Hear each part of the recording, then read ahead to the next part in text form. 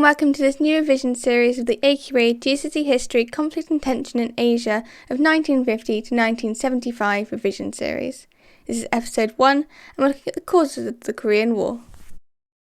The United States of America was in conflict with the USSR in the 1950s. This was known as the Cold War. One reason for the conflict was the fact that America's capitalist ideology and the Soviet Union's communist ideology disagreed. Both the USSR and the United States wanted to avoid any direct conflict with each other, but they were willing to take military action to spread their own influence or stop the other superpower from becoming too powerful. After World War II, the USSR had taken control of many countries in Eastern Europe. The USA was committed to stopping the spread of communism. In 1947, US President Truman made it clear that the United States would help countries which might be taken over by communism. This policy was called the Truman Doctrine. Because of this, the United States put $2 billion of aid into China to help the nationalists.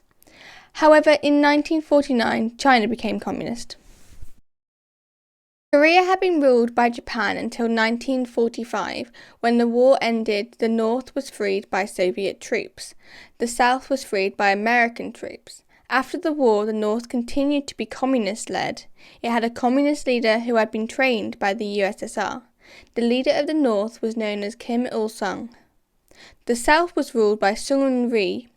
He had been elected into power in 1948, but his government wasn't very democratic. However, the United States supported Rhee because he was anti-communist. North and South Korea were divided by a line at the 38th parallel. There was a lot of hostility between the two sides. In 1950, Kim Il-sung ordered the invasion of South Korea.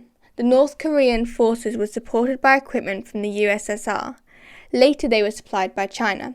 Within 4 months, the North had taken over almost all of Korea, except from a small corner in the southeast. Truman immediately sent warships to South Korea and offered advisors and supplies to the South. The USA appealed to the United Nations to stop the invasion. The UN is an international organization which has replaced the League of Nations. It's set up to solve disputes. The USA had blocked China from joining the UN in 1949 in protest, and the USSR was boycotting the UN. The United States put pressure on the UN to send troops to defend South Korea.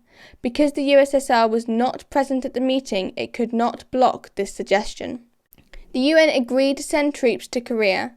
These troops would be from several countries, but would include many American troops and would be led by American General MacArthur.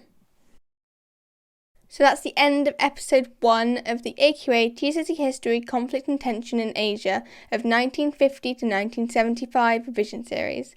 Next episode we'll be looking at the development of the Korean War. Thank you for watching. I hope you enjoyed.